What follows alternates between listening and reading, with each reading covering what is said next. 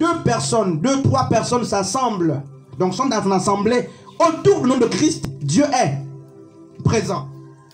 Donc s'ils demandent quelque chose, alors qu'ils sont en accord, Dieu la leur accorde. Donc, je ne dis pas qu'il ne faut pas aller dans ces milieux, mais je dis que ces milieux ne sont pas la maison de Dieu. Vous pouvez balayer vous-même d'abord. Parce que c'est vous qui êtes la vraie maison. Vous décorez la clim, tout ça, c'est bien. Mais vous êtes la vraie maison de Dieu. Donc, si vous passez le temps à décorer ces milieux, à mettre la peinture, à écrire dessus, là, les photos, tout, ok. C'est bien, il faut qu'on soit propre, ok. Mais ce n'est pas la maison de Dieu.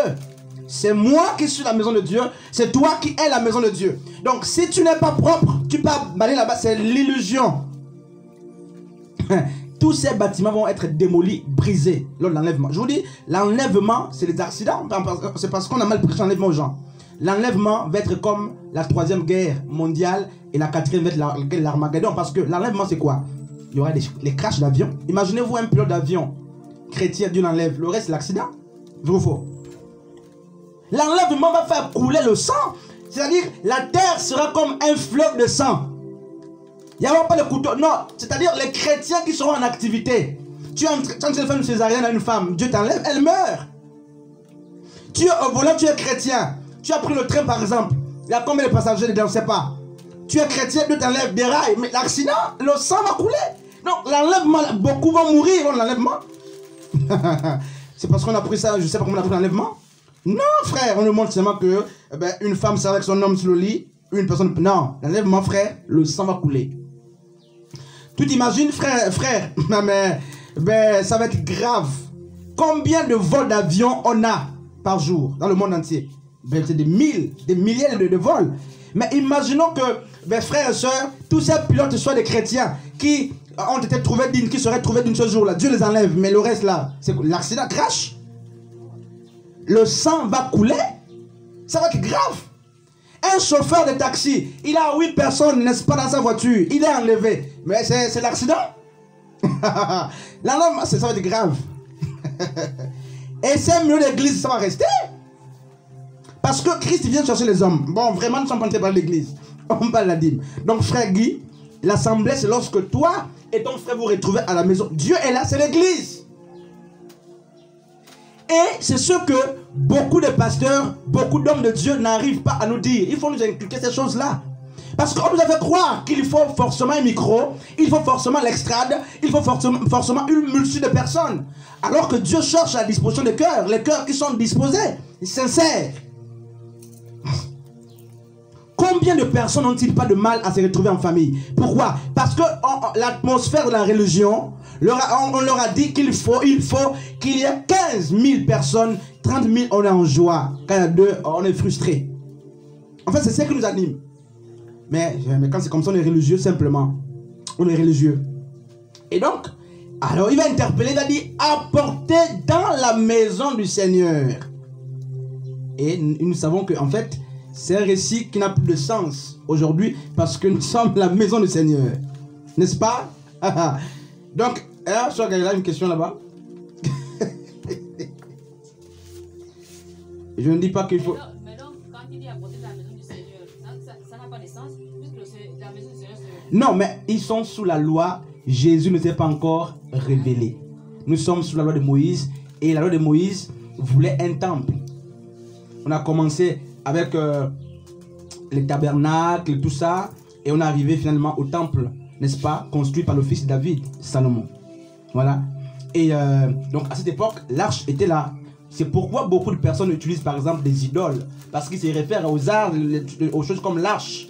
Ils se disent que mais Dieu avait permis qu'il y ait l'arche. Tu vois un peu, ils se disent mais donc Dieu permettait ces choses. Mais j'oublie que c'est ce même Dieu qui dans Exode 20 dit mais que nous ne devons pas faire représenter des choses de là-haut. C'est ce même Dieu là.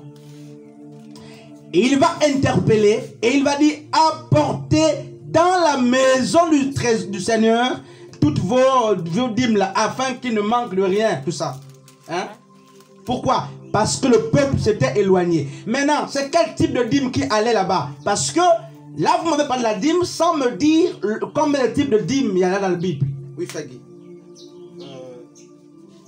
Dans Lévitique, lorsque Dieu parle à Mhm. Moïse et dit à Moïse de choisir Mhm. Aaron comme Aaron comme sacrificateur. lui et sa postérité et que Mhm. ils auront. Est-ce que ceux qui devront manger les offrandes, c'est une évidence. Ils devaient manger l'offrande que les gens devaient apporter pour les Mhm. cela est une évidence. Ok, on va voir ce passage tout à l'heure. C'est même écrit dans Nombre 18 également. Même dans Néhémie, je crois, Néhémie 10. On va voir tout à l'heure. Donc, c'est bien frère Guy, garde ça comme ça, on va voir. Donc, qu'est-ce qui se passe? Donc, dans toutes les villes, parce que lorsqu'on a partagé Canaan, par exemple, il y avait 12 tribus d'Israël, mais on a divisé Canaan en 11 parties, puisque les Lévites n'avaient pas eu de part. Donc, ils étaient dans chaque ville, les Lévites. Et qu'est-ce qui se passe? Ils se nourrissaient de quoi? Mais des dîmes aussi. Et parmi les Lévites, on avait qui? Les chantres, les portiers, les prêtres. En fait, tous ceux qui travaillaient au temple étaient des Lévites. Et ils se nourrissaient des offrandes, toutes ces choses, mais aussi des dîmes. Mais on va voir maintenant les Écritures. Donc quand Malachie parle, il parle de quoi? Parce que rappelez-vous que dans les 3 fêtes d'Israël, les 7 fêtes plutôt d'Israël, il y avait 3 fêtes de pèlerinage où il fallait à chaque fois monter en Israël, n'est-ce pas? Et qu'est-ce qui se passe? Sœur Gaïla, il parle de quel type de dîme ici? Parce que vous m'avez dit on donne la dîme, le revenu, on donne la dîme. Mais vous ne m'avez pas dit. Maintenant, remarquez, est-ce que dans vos églises ou dans nos églises, c'est quelle dîme qu'on donne? C'est une dîme abracadabrantesque, pardonnez-moi de le dire. C'est une dîme qui n'est pas assise sur le fondement des Écritures. Excusez-moi de le dire, mais vous pouvez aller vérifier. Oui, frère Guy. Celle qui est, je reviens sur ce que je viens de dire. Il est signifié différence de cause que le peuple d'Israël pouvait faire à Dieu en fonction de leurs péchés. Non, mais en fait, c'est pas les dîmes. Et je peux dire ça pour moi de l'offrande. Mhm. Je peux dire ça comme ça. On parlait des oiseaux, des pigeons, tout ça, aux brebis. C'est bien ce que j'ai entendu dire en fait.